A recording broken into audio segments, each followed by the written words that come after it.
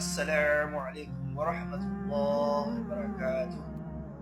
Brothers and sisters, today is Jum'ah, and I believe your salah is accepted by Allah subhanahu wa ta'ala as we all visited a mosque for our routine weekly salah, the day that the week will end, which is Jum'ah.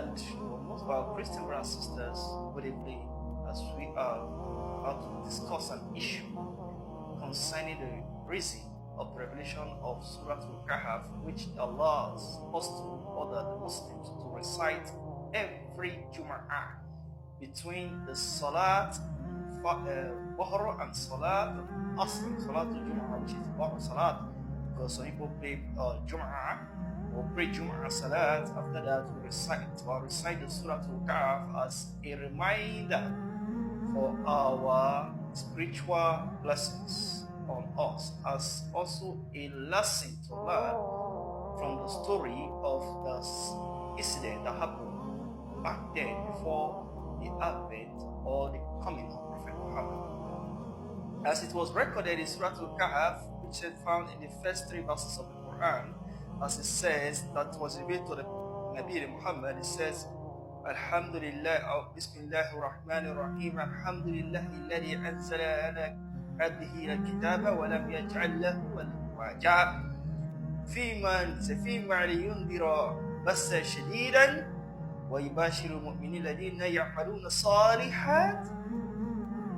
Then in verse, as it says that Allah is telling us that this Alhamdulillah is the one who sends unto his servants a book, and there is no blame in it, as he has placed no blame in that book. The book is without blame.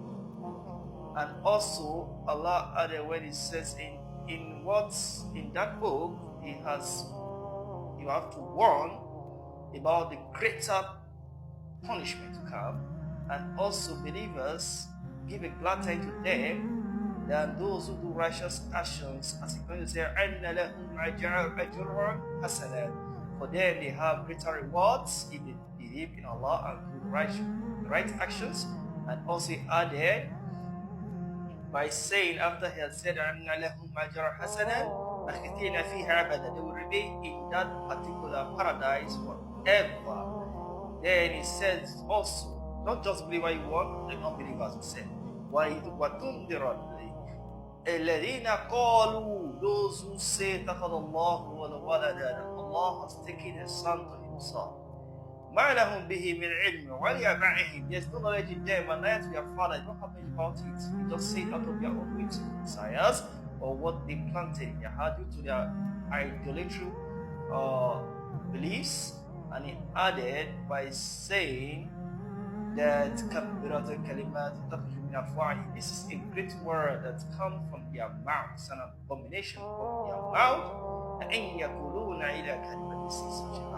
These 3 or 4 verses, first verses from Surah Al-Kahf, is an indication, a pointer to what was revealed in that surah. Now, mainly the surah was revealed about the people, compared to youngsters who came together to debunk the belief that was established by a great king, Janus, of a land called the Afsus, on modern day Turkey. This great king, who's an idolator, decided to spread the belief of his forefathers to the people of Afsus. They should worship idols. They do not believe in Isa alayhi salam. They believe that idol worshipping is the right path. So it began to spread in Afsus.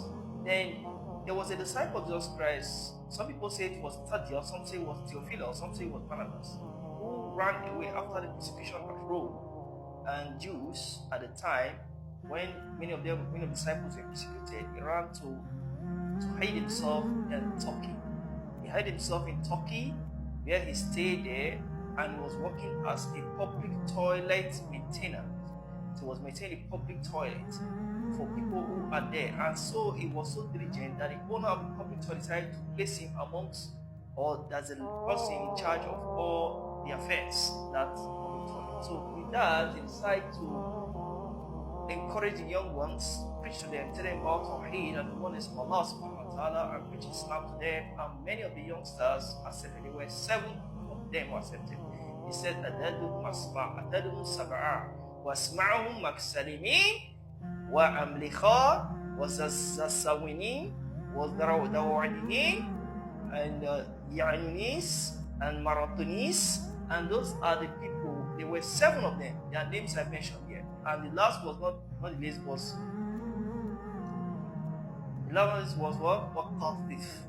So these are 7 people who accepted this belief of oneness of Allah subhanahu wa ta'ala, and that belief of them reached the king Yunus. He was angry, furious about it. He called them and saw that they were youngsters, 19, 20 years, 18 years, and so. So it's not befitting for him to punish them. So he told them to go and rethink, to think about this their belief, and to come back with a new belief, to believe in what they believe. So when they went back, it was said that the king decided to travel for some kind of political assignment. When he went away for some time, so they felt the fear that if he comes back, he will punish them because they will not change their belief, no matter how. This is a lesson for believers, brothers and sisters. No matter the situation you are in life, no matter the tragedy, no matter the threat from those who disbelieve, don't change your belief. Remain firm in your faith. This is to show the tawakkul of Allah on your heart. Because when you have the tawakkul of Allah, there's nothing can change that. It's greater than anything else. Greater than your wealth, because you might lose your wealth, you might lose your position, you might lose your friend, you might lose your material, you might lose your family. But your iman should stand firm inside of Allah. No matter what it is, no matter the mountain, stop shivering when it comes to your iman. Let your iman be firm and stand and and and be rigid, so that when on the day of judgment, Allah will ask you about your iman, how we the iman will be. If your iman weighs less, you will receive lesser reward. If your iman weighs higher, it's a greater reward. This is how it is. And they remained firm. They decided to go for a hide. And what they did, they played ball to distract the people as if they were playing the ball and going to the hill. According to one of the companions of the Sabu Ka'af, who decided that that my father used to have a cave where he used to go and keep his sheep there. Let's go there and hide ourselves, and nobody will know. So he suggested, the person suggested was by the name of Al-Amliha. So when they went there, they got to that place and they hid themselves. Probably it is said that when they got there, they were hungry.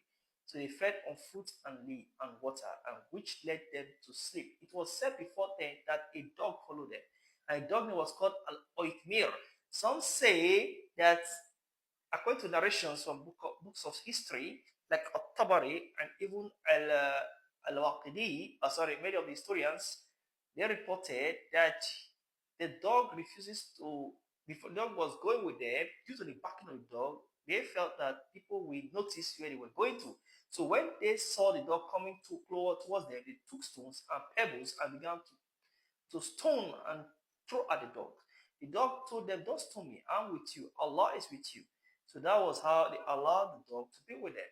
And when they got to the cave, sleep took over them. It was said there were 7 sleepers. They slept deeply after they had eaten the fruit and the water, drank the water. And when sleep took them, it was narrated in some narrations in history that they slept deeply, that even the rumble of the thunder did not affect them. The heat of the sun did not affect them. Even the winds, the ravens of the wind did not affect them. They were sleeping so deep. It was said it was a slumber. And when they woke up, some said, the sun has risen. Some said, it's just a day. Some said, it's just a half a day. They began to say a lot of things. Then the fourth of them said that, I'm hungry. So we're hungry. So let's go for, let's send one of us to go and get the food so that we all might eat. So that was how, when that one went, and it was said he sent Amlecha to search for food, and they searched for food. And when they go to search for food, it was said that